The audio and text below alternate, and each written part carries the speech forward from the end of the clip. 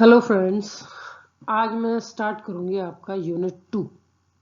Unit 1 में हम सारे जो फाइलम्स हैं एनालिडा तक वो हमने एक एक करके किए थे। उससे पहले हमने जनरल इनवर्टिब्रेट्स का पूरा ये ग्रेड्स ऑफ ऑर्गेनाइजेशन वगैरह देखा था। और अब मैं आती हूँ यूनिट 2 पे, जो स्टार्ट होती है आपके फाइलम आर्थ्रोपोडा से। और ये बिल्कुल उसी तर्ज पे हम करेंगे जैसे यूनिट 1 में हमने सारे फाइलम करे हैं, उनके जनरल कैरेक्टर्स, फिर क्लासिफिकेशन और फिर उनका जो क्लासेस का जो डिस्क्रिप्शन है वो। तो चलिए शुरू करते हैं फाइलम आर्थ्रोपोडा। तो सबसे पहले आएगा इसके जनरल कैरेक्टर्स। तो ये हैं general characters of phylum arthropoda.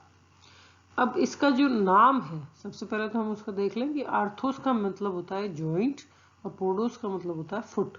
तो इनमें जॉइंटेड अपेंडेजेस प्रेजेंट होते हैं और इसलिए इनको कहते हैं आर्थ्रोपोडा।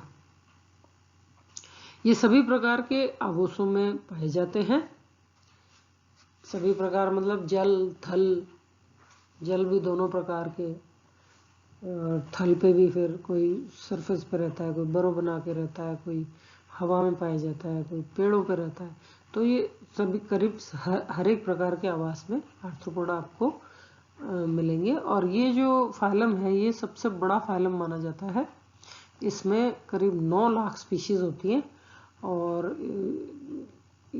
माना क्या जाता है ये सबसे बड़ा फाइलम है एनिमल्स का।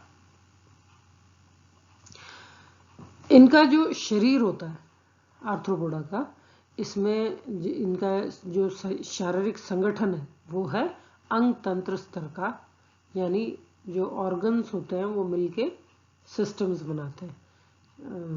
तो ये कहलाता है अंग तंत्र स्तर का संगठन। इनका शरीर सिर, वक्ष एवं उदर में विभक्त होता है।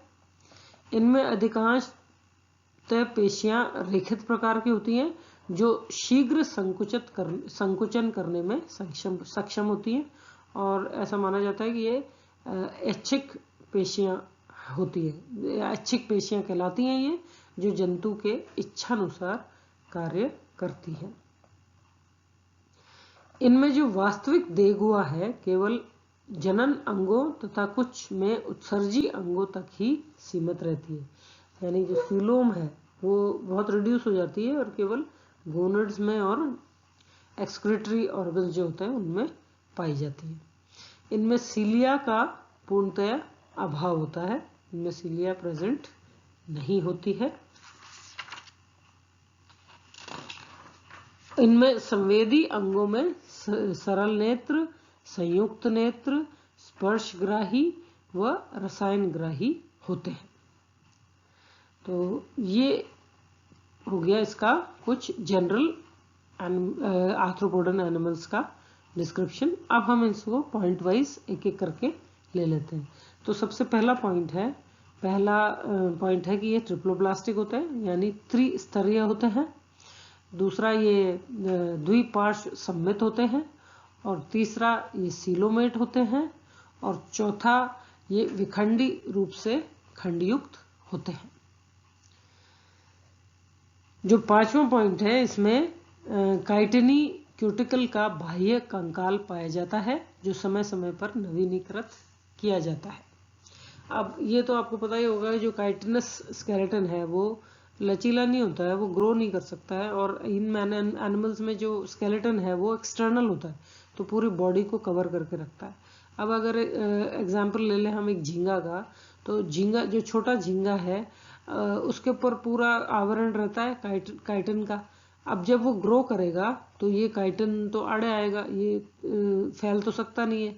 तो क्या होता है कि ये पूरा जो एक्सोस्केलेटन है ये शेड हो जाता है और नया एक्सोस्केलेटन बॉडी के ऊपर बड़ा साइज का बन जाता है, और इसको हम बोलते हैं मोल्टिंग। तो इस तरह से इसमें जो एक्सोस्केलेटन है वो काम करता है। 6 पॉइंट, इसमें विभिन्न कार्यों के लिए खंडयुक्त या संधियुक्त उपांग पाए जाते हैं। इनमें 19, जैसे प्रॉन का अगर अपन एग्जांपल लें तो इसमें 19 जोड़ी उपांग पाए जाते हैं। और अगर कोई ऐसे सिंपल आप और एनिमल्स लो तो उनमें 3 जोड़ी टांगे पाई जाती हैं और विंग्स पाए जाते हैं। तो ये अलग अलग काम, इनके मांग जो होते हैं ये अलग अलग काम करते हैं। इनकी जो देह गुहा है, sorry seventh point, next slide पे जाना पड़ेगा। इनकी जो देह गुहा है वो एक तरल से भरी रुधिर गुहा के रूप में पाई जाती है, हीमोसील के रूप में पाई जाती है। परिसंचरण तंत्र खुले प्रकार का होता है। इसमें पृष्ठ, हृदय, धमनियां तथा रुधिर कोटर पाए जाते हैं। संपूर्ण रुधिर बंद रुधिर वाहिकाओं में नहीं बहता है। कुछ बंद वाहिकाएं भी होती हैं और फिर ये जो वाहिकाएं हैं ये ओपन स्पेसेस में खुल जाती हैं, कोटरों में। वहाँ पे ब्लड पूल की तरह भरा हुआ रहता है जिसमें कि एक्सचेंज ऑफ गैसेस होती हैं और वो फिर ब्लड वापस वेसल्स में जाके हार्ट में चला जाता है। 8th पॉइंट है, श्वसन अंग सुविकसित होते हैं। श्वसन सामान्य सतह गिलों, श्वास नलिकाओं या फुफ्फुसों, पुस्त फुफ्फुसों यानी बुक लंग्स द्वारा होता है।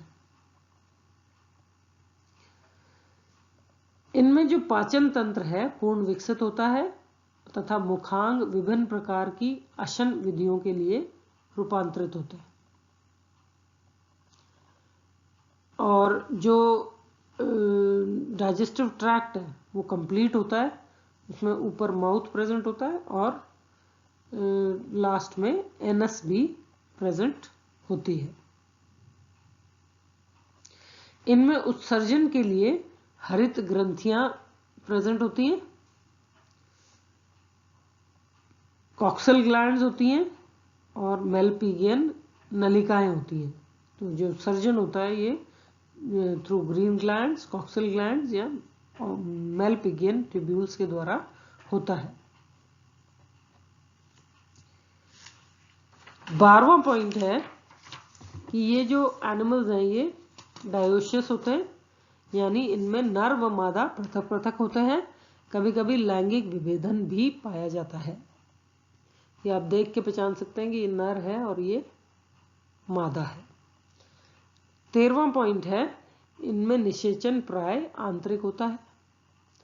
और 14वां पॉइंट, ये अंड प्रजक या शिशु प्रजक होते हैं, यानी ओविपेरस या विविपेरस होते हैं। अंड प्रजक जंतु अंडे देते हैं जबकि शिशु प्रजक जंतु शिशुओं को जन्म देते हैं। इनमें परिवर्धन मादा के शरीर में होता है। फिर लास्ट पॉइंट है कि इनमें परिवर्धन प्रत्यक्ष या अप्रत्यक्ष होता है। कुछ में अनिषेक जनन भी पाया जाता है। अनिषेक जनन का अर्थ है बिना निषेचित हुए अंडे से भ्रूण का विकास हो जाना। तो ये हैं इसके जनरल कैरेक्टर्स आर्थ्रोपोडा के। अब नेक्स्ट लेक्चर में मैं करूंगी इसका क्लासिफिकेशन। तो अभी के लिए धन्यवाद।